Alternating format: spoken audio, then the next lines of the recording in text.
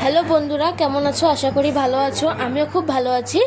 তো আবারও চলে আসলাম আমার একটা নতুন রেসিপি নিয়ে। এটা রেসিপিটার নাম হলো গিয়ে মাছের ডিমের রসা। চলো শুরু করা যাক।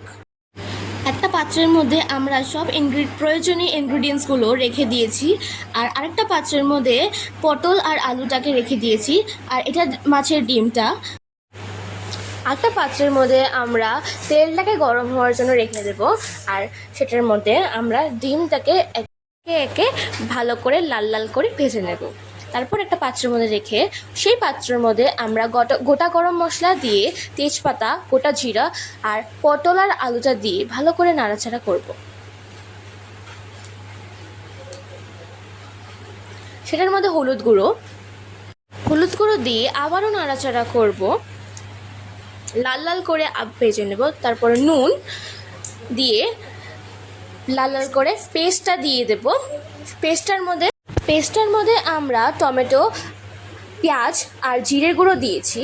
আর লঙ্কা গুঁড়ো দিয়ে ভালো করে নাড়াচাড়া করে সামান্য আরেকটু চিনি দিয়ে নাড়াচাড়া করলে কষিয়ে জল দিয়ে দিলে রেখে দিতে হবে কিছু সময়ের জন্য। তারপর একটু ফুটে গেলে, একটু বয়েল হয়ে গেলে তারপর আমরা সব একে একে ডিমগুলো দিয়ে দেব।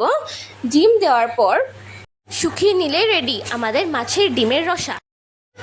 আশা করি তোমাদের এই রেসিপিটা অনেক ভালো লাগবে আর তোমরা বাড়িতে ট্রাই করতে পারো।